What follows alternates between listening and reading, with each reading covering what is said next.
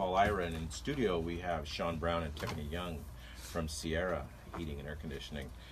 We were talking filters at break, and tell us some more about filters. You said they go to 4-inch, but most of them have a space that the filter fits in. How do they get to a 4-inch filter? So that it really comes down to the application in the home. Some of the filters that we're doing nowadays, instead of being in the ceiling, in the grill, they're going upstairs at the unit in the attic or in the garage underneath the unit. So we have more space to work with. We can put in better quality filters there. So you can change out the housing. I guess my point was, like, my housing's a 2-inch housing. I couldn't put a 4-inch filter in there. Correct, yeah. Unless I taped it to the outside. Right. I would consider that if you told me it was a good idea. But yeah, it really comes down to the application and the housing of where the filter goes. So there's definitely different filters available nowadays. Yeah. And what about the quality of the air? I mean, you're eliminating some pollens and other things, that dust as well. I know is a big issue out here. Yeah. What other things does it take care of? So a lot of the filters that we get from the stores, the 1-inch filters, they're going to have a MERV rating of a 6 to an 8, and the MERV rating is the minimum efficient rated value. It's basically how the EPA rates different filters. The highest we can get to is 16, and that's going to be the step right below the hospital grade HEPA filters.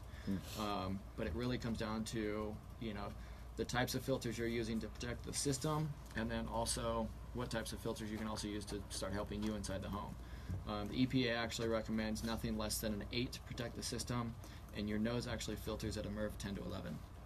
So Great.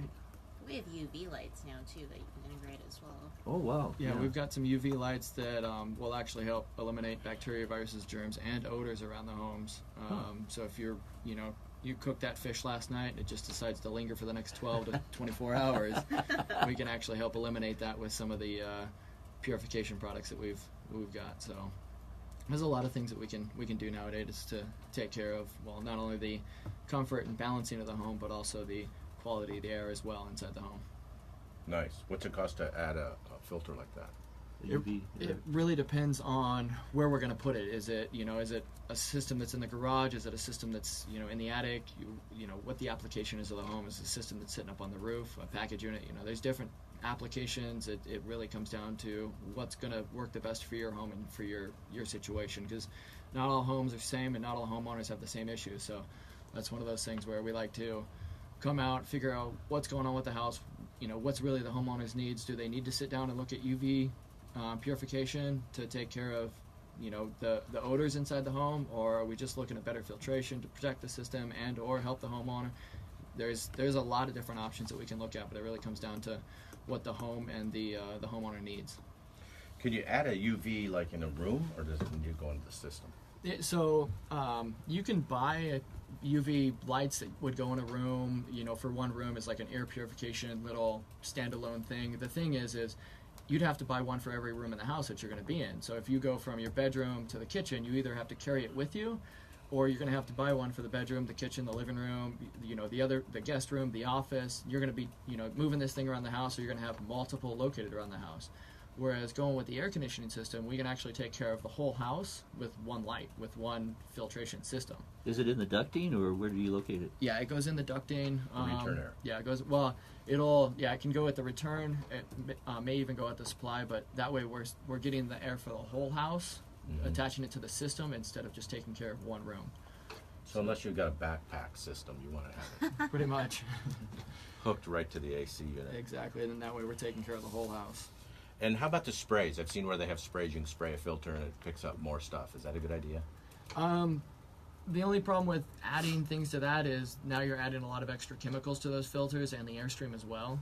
Because some of them you can do like odor control, but a lot of those odor control sprays or little things you can add to the filters are formaldehydes or other chemicals that aren't really the healthiest for us. It's one of those things where a lot of people like that new car smell, but it's not really the healthiest for us.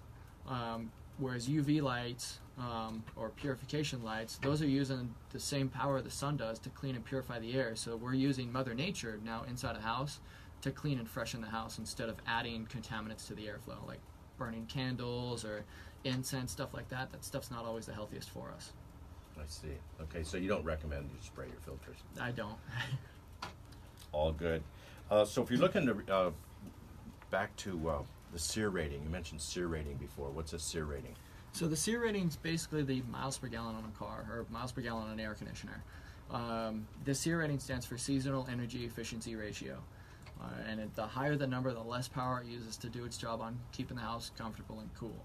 So that's a seasonal. They say seasonal because it's an average over the year, right? It's not just during the summer or during the winter. Yeah. Correct. Yeah. Because the beginning of summer when the outside is 95 degrees versus the middle of summer when the outside is 115 degrees, your system's going to have a little bit more stress on it, work a little bit harder when it's 115, of course.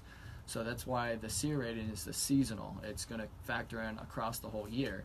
But the minimum we can put in nowadays is 14. And then from there, I mean, pretty much the sky's the limit. We can get up to 20 plus, really, on some of the higher efficiency systems to help cut down on the power usage. And that's building code that requires the minimum 14. Correct. Yeah, correct. So you can buy at all the different levels. So if somebody gets an estimate from you on replacing their HVAC unit, they'll have an option of multiple SEER ratings. Correct. Yeah, it's just like cars. I mean, we have different efficiency ratings, and then that way, I mean, if you want to look at a car with high miles per gallon, or if you want something that's just going to get you from point A to point B, and you don't really care about the gas, that's what we can do with air conditioning. So we can get you comfortable and help you a little bit on your electric bill, or we can keep you comfortable and help you a lot on your electric bill. It really just up to you on what you want to do with your electric bill. How did that SEER 14 compare to some of the air conditioners installed that are maybe 10, 15 years old? What was their SEER? I know the SEER index, I think, came out just within the last 10 years or so. Or the SEER index has been out for a while, for, I want to say, probably good 15, 20 years. Okay. But the SEER index has slowly been raised by the government. So we're now up to the minimum of 14. A few years ago it was 13. A few years before that it was 12. Before that it was 10. So they've been helping us increase the efficiency of the air conditioning system so that we're using less power, cut down on the utility costs, stuff like that for us. But the government's been stepping in and kind of helping us bump up the efficiency just to cut down on the stress levels of, the grids and everything else. Because air conditioning systems do use a lot of power. So, anything that is going to be 10, 15 years old, you're going to probably be somewhere between a 10 and a 12 SEER when it was new. And the reason I say it as when it was new is the factor of, 10, 12 years, that's a lot of stress and wear and tear on a system. You're going to, if it hasn't had maintenance on it, if those filters are dirty, if the system's not running at peak performance, it's not going to be running at that 10 or 12 SEER. Now it's going to start deteriorating slowly. That's something. Also, just the technology over the last 5 years or so, the cost hasn't necessarily gone up, even though you're getting more efficiency, I think, compared to the systems in the past. Right? Yeah, there's a lot more technology in the systems. The systems are much smarter nowadays. On the higher efficiency systems, a lot of the systems on the higher efficiency units are actually communicating systems. So they have gotten to the point where they're now variable speed. So they will speed up or slow down depending on what they need to do. And they're much better at maintaining the temperature in the house, whereas a single stage system, which most homeowners have right now, it's going to be your average 10 to 15 year old system. It's going to run at 100% if you turn that thermostat down even just 1 degree. It runs at 100%. Whereas a high efficiency system, it may run only at 35-40% to maintain temperature in the house. It's still going to keep it comfortable, but now you're using 40% of the power usage that you needed to use before. So a lot less power usage that way. Trying to be green here, so that's a good plan. We'll talk about this some more when we come back to Shades of Green on KDWN. We'll be right back.